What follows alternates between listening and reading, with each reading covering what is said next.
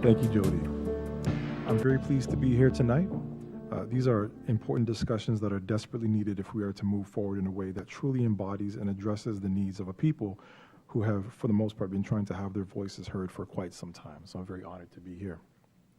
Joining us tonight, we have John Henry, Durham Regional Chair, Chief Paul Martin, Durham Regional Police Chief, Celina Caesar-Chavannes, a consultant and former member of Parliament, David Mitchell, Assistant Deputy Minister with the Youth and Justice Division of the Ontario Ministry of Children, Community and Social Services, and Marie Morrison, the incoming president for the Black Student Success Network at Durham College. So thank you all for being here. Before we hear from our speakers, I'd just like to take a minute to set the tone for our discussion tonight. Everyone participating in tonight's call is aware that anti-Black racism is a serious and sensitive issue. We are inviting people to share what may be difficult stories, and we are open to ideas and suggestions about how regional leaders can help address the systemic barriers that may have contributed to these difficult experiences. However, what we cannot tolerate tonight are any intolerant and abusive or inappropriate remarks that set back the progress of this discussion. Everyone participating in tonight's discussion is committed to maintaining a constructive and open discussion where the region can learn from the feedback from its residents. The people who are technically supporting this discussion will disconnect any caller or any remarks which are considered or deemed to be inappropriate, intolerant, or abusive of anyone who is sharing their experiences with us.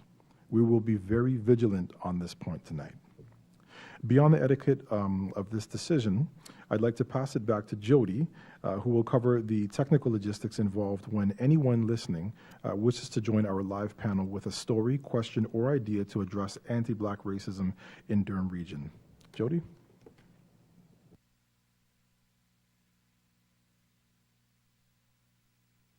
Explaining how a telephone town hall works. Right now, residents from all over Durham region are answering their phones and connecting to the discussion.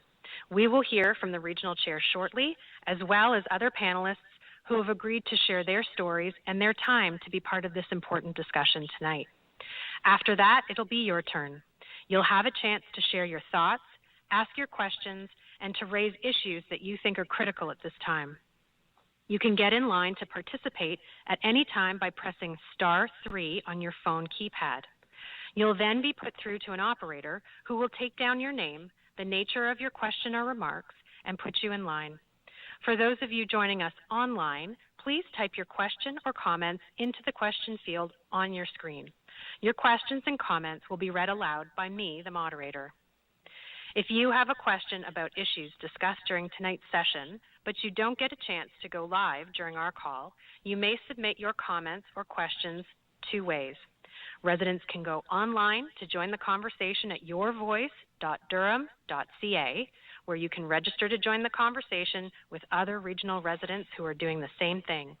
Any residents who wish to share their views and thoughts directly with the region can send an email to durhamstrong@durham.ca. That's durhamstrong@durham.ca. Our emphasis tonight will be on hearing from residents so the region can better understand the scope of anti-Black racism in the community. Here are a few things to keep in mind when you ask a question tonight. When using your phone to ask a question or submit a comment, please press *3 on your keypad and you'll be routed to an operator who will ask you to provide your name and the nature of your questions or comment. We wish to hear from as many residents tonight as possible. There are a lot of people on the line, and we want to try and get to as many of your stories, ideas, and questions as we can. Please ensure your comments are related to tonight's topic and that you are considerate of the many others like you who would like to share their stories and ideas with our panel. Again, my name is Jody Shanoff, and I'm pleased to be your moderator this evening for this telephone town hall with Durham Regional Chair John Henry, Chief of Police Paul Martin, and our panelist members, including Celina Caesar-Chavannes, David Mitchell, and Marie Morrison. It's my job to keep this conversation moving smoothly and to make sure we get to hear your questions and have as much discussion as possible. Before we start getting to your questions and comments, I'd like to throw things back over to Sean Mouricette to introduce our panel members and hear their opening remarks. Thanks, Jody. Thanks, Jody. So joining us, we have John Henry. I think I'd mentioned this, but once again, John Henry, Durham Regional Chair, Chief Paul Martin, Durham Regional Police, Celina, Caesar-Chavannes, a consultant and former member of Parliament, David Mitchell, Assistant Deputy Minister with the Youth and Justice Division of the Ontario Ministry of Children, Community and Social Services, and of course, Marie Morrison, the incoming President for the Black Student Success Network at Durham College. So with the opening remarks, we'll start with Chair Henry. Good evening and thank you. Good evening, everyone. I'd like to start by thanking everyone who is joining us for tonight's important event, either by telephone or through the online stream. Across the communities that make up the region of Durham, we have been clear in our need to fight racism and discrimination. We work hard to build a region that is welcoming, but we know that embracing diversity and inclusion is not enough. We need to educate ourselves on the realities of anti-Black racism and acknowledge how we have failed in the past to ensure equity for Black residents. That's why your voice is important to this discussion. I'm here to listen to you, your stories, and your feedback. Your advice and insight will help us better understand the scope of the situation here in Durham Region and how regional programs and policies can help address systemic anti-Black racism in our community. No form of racism is acceptable, yet sadly people continue to experience unfair treatment because of the color of their skin or their cultural background, some more frequently than others. I want to be clear that racism has no place in our region, and today we are taking the first steps to tackle this issue. Tonight I'm joined by some of the most accomplished Black leaders and mentors within our community. Our moderator, Sean Mouricette, Celina, Caesar-Chavannes, consultant and former member of Parliament, David Mitchell, Assistant Deputy Minister, Youth Justice Division of the Ontario Ministry of Children, Community and Social Services, Marie Morrison, incoming President for the Black Student Success Network at Durham College. We are also joined by Durham Regional Police Chief Paul Martin. To all our panelists, welcome to this important discussion. Your contributions to tonight's event will help us understand one another, allowing us to create a more inclusive community. We all need to understand that while we may have our differences, everyone should be accepted for who they are. It's about working together to help protect the dignity of others. So once again, thank you for joining us this evening. Remember, I'm here to listen, to learn, and to take your comments into consideration. With that, I'd like to now turn the town hall over to our moderator, Sean Mouricette. Okay, thank you, Chair Henry. We'll now hear from Durham Regional Police Chief Paul Martin. Thank you, Sean, and welcome to everyone here tonight and virtually online. In reflecting on our community recently, it struck me that in my life I have not witnessed a time we have faced so many incredible pressures at once. Nationally, the country has faced a pandemic whose impact will not be accurately assessed for some time. However, the loss for many has already been great. In addition, this has been a difficult time for many people in our community, particularly those who have been impacted by systemic racism and discrimination. One of the constructive and instructive outcomes of our current context, however, is that it has caused all of us, but particularly those of us in policing, to take a hard look at what we do and how we do it. It is not enough for the Durham Regional Police Service to send messages of understanding without being willing to do that introspection ourselves. I, along with my executive leadership team, developed and endorsed the following actions to address the concerns raised by our community. Over the next several months, we'll be rolling out the following initiatives. Collection of race-based data. Currently, the province mandates the collection of race-based data for the use of force interactions. Some services have chosen to expand this collection to other interactions with the public. In July, we finalized the DRPS strategy and began the process here. It will be an important one to shed some light on the approximate 500,000 other interactions that we have with the public each and every year. Inclusion of community members in interviewing and policy review.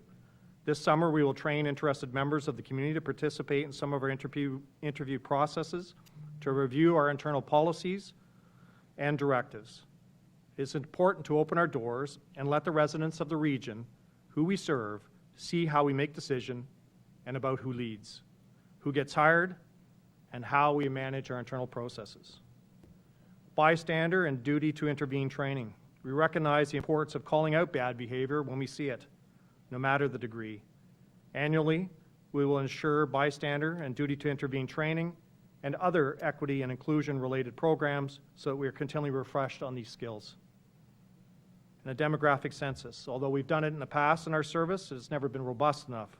So in September, we will launch an internal demographic census to give us a snapshot of the composition of our organization in order to identify areas of disproportionality and disparity, including in leadership, promotions, opportunities, and etc. We need to be able to ensure that we are practicing what we preach in terms of being equitable and inclusive in our own organization. I look forward to the discussion today because I am sure there are ideas that we as a service can glean from the people in this room and certainly online tonight so that we can move forward better than we were before. So thank you all for your attendance, and I look forward to the dialogue.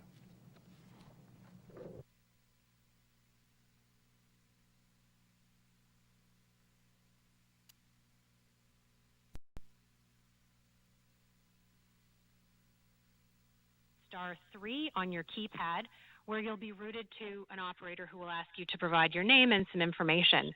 Residents who would like to participate online can find us at durham.ca/virtual town hall. The audio feed is available through the Durham website. You can find us there, and you'll have an opportunity to input comments and questions in the questions field on the screen. I'm going to pass it back to Sean now.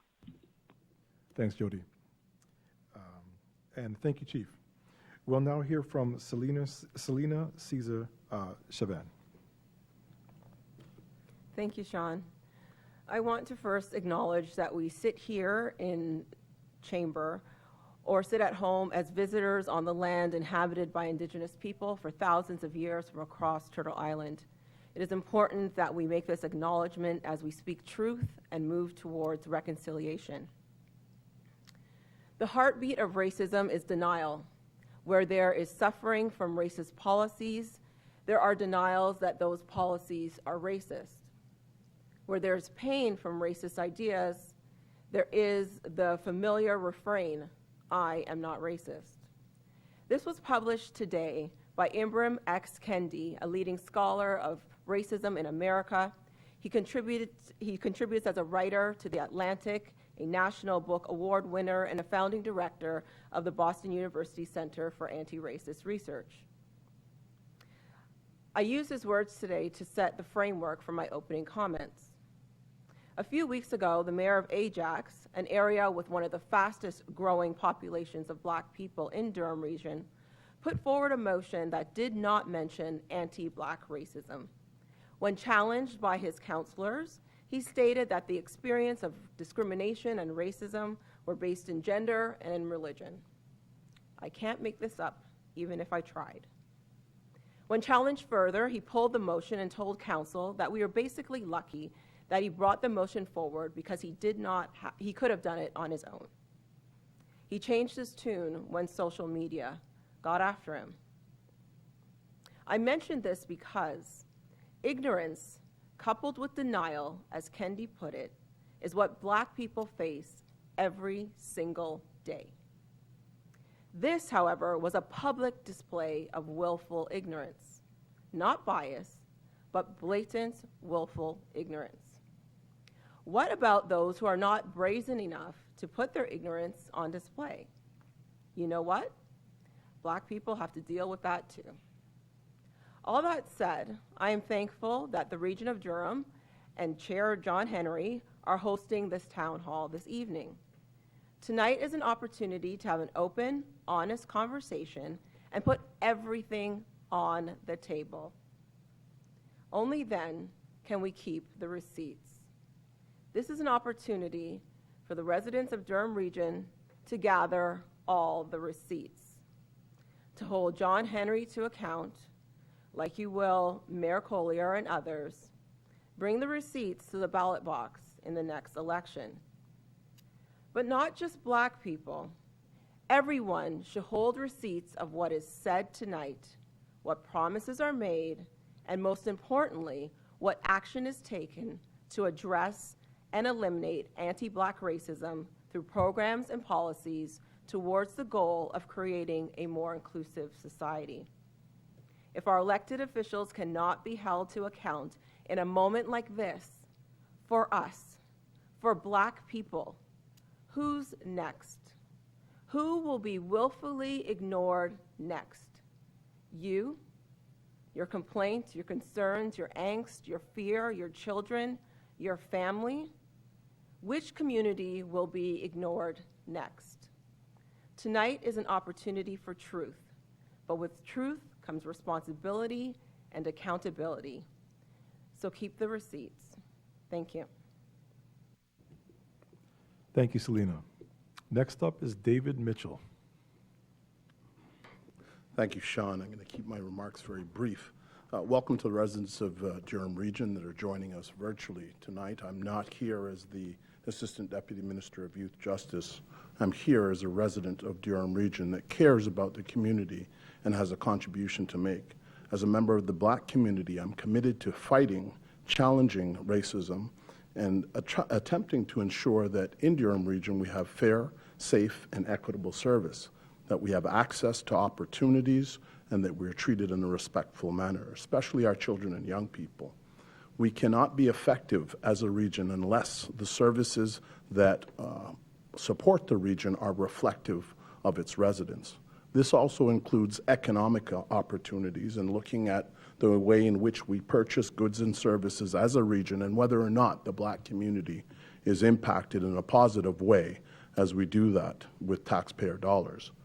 Social and educational and public safety are other areas that we need to be mindful of in terms of making sure that although this conversation tonight is important, the action that flows from it will be critical. Thank you. Thank you, David. And our final panelist to address the call is Marie Morrison. Thank you, Sean. Thank you for inviting me to be a part of this conversation tonight. I'm really hoping that with more conversation will become more awareness, will result in sustainable positive action, change, and equity that the Black community rightly deserves. The anti-Black racism movement have gotten more recognition recently, and I'm saddened that it took the death of a Black man and the rightful outrage of the Black community for this to happen. I'm noticing that many organizations have published statements in support of the anti-Black racism movement, but we need to remember that 4 paragraphs posted on your website should not be where this all ends. Another gentle reminder is that properly executed surveys are the best ways to inform policies, and those policies should help to inform your statements, not the other way around. For companies who have EDI policies in place, kudos to you, and